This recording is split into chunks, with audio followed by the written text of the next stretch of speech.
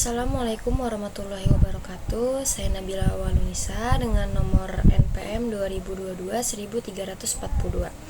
Jadi di sini saya ingin mempresentasikan hasil bahasan kasus 3.2 dan di sini saya ingin membahas dan juga menjawab soal kasus tersebut.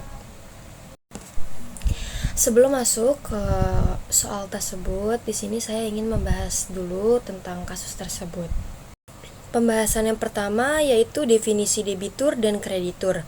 Yang pertama, debitur itu apa sih? Jadi, debitur itu pihak yang meminjam uang atau mendapatkan fasilitas kredit dari kreditur. Debitur memiliki kewajiban untuk mengembalikan pinjaman tersebut sesuai dengan perjanjian yang telah disepakati. Kreditur adalah pihak yang memberikan pinjaman atau fasilitas kredit kepada debitur. Kreditur memiliki hak untuk menerima pembayaran kembali sesuai dengan perjanjian yang telah disepakati. Jadi latar belakang kasus ini apa sih? Jadi dalam kasus ini seorang debitur ingin menggugat krediturnya. Meskipun hal ini sudah bukan hal yang baru di dunia hukum Indonesia, gugatan seperti ini tetap menarik perhatian karena menimbulkan kontroversi dan diskusi mengenai keabsahan dan motivasi di balik tindakan tersebut. Pembahasan yang kedua, alasan mengapa debitur menggugat kreditur.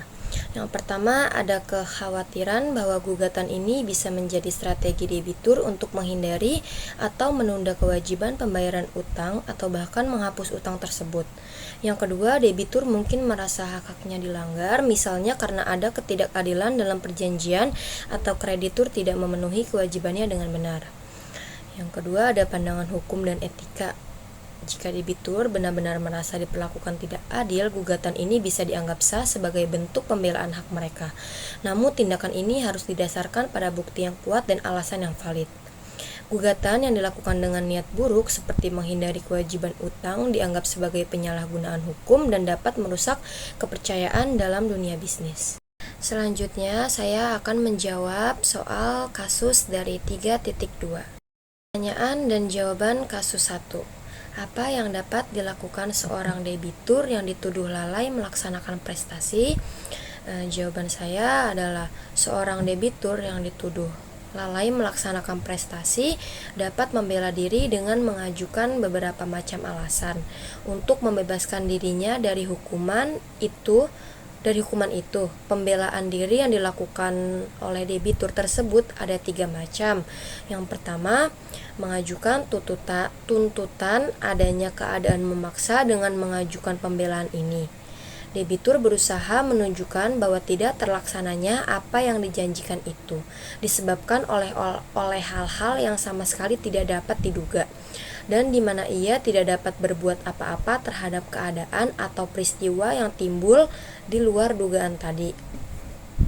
Yang kedua, mengajukan bahwa si berpiutang atau kreditur sendiri juga telah lalai dengan pembelaan ini.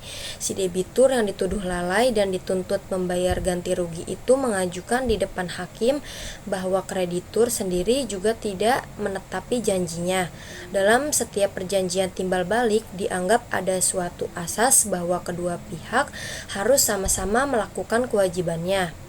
Yang ketiga, mengajukan bahwa si kreditur telah melepaskan haknya untuk menuntut ganti rugi merupakan suatu sikap pihak kreditur dari mana pihak debitur boleh menyimpulkan bahwa kreditur itu sudah tidak akan menuntut ganti rugi. Pertanyaan dan jawaban kasus 2.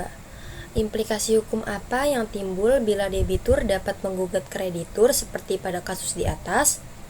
Jawaban saya yaitu implikasi hukum yang timbul pada kasus tersebut yaitu implikasi hukum prestasi, karena pada kasus ini pihak debitur merasa bahwa pihak kreditur melakukan sesuatu tindakan yang tidak sesuai dalam kontrak atau perjanjian yang telah dibuat oleh kedua belah pihak. Pertanyaan dan jawaban kasus 3. Menurut Anda, apakah indikasi debitur untuk mencari celah agar bebas dari kewajiban dengan cara tersebut? Menurut saya, indikasi debitur untuk mencari celah agar bebas dari kewajibannya, salah satunya adalah debitur menggugat kreditur dengan alasan bahwa mengulur waktu untuk membayar kewajibannya, atau bahkan mereka berencana untuk menghapus kewajibannya. Kesimpulan dari kasus 3.2 tentang debitur gugat kreditur tidak boleh disusupi maksud nakal adalah kasus ini sudah sangat lazim terjadi apabila dinyatakan bahwa tidak jarang kasus ini dimenangkan oleh debitur. Hal ini terjadi karena pihak debitur merasa haknya dilanggar oleh pihak kreditur. Tetapi perlu diingat juga bahwa kasus ini harus cepat diatasi karena berhubungan dengan dunia usaha Indonesia. Terutama hal ini dapat mengikis kepercayaan kreditur asing dalam meminjamkan dananya pada Indonesia. Oleh sebab itu diharapkan bahwa persoalan ini ke depannya akan memberikan perilaku ekstra hati-hati bagi kedua belah pihak untuk membuat kesepakatan dan melaksanakannya, atau dengan kata lain kedua belah pihak tidak gegabah dalam mencermati isi perjanjian yang akan menjerat keduanya. Sekian presentasi dari saya, segitu aja penjelasan dan bahasan kasus dari 3.2, kurang lebihnya mohon maaf. Wassalamualaikum warahmatullahi wabarakatuh.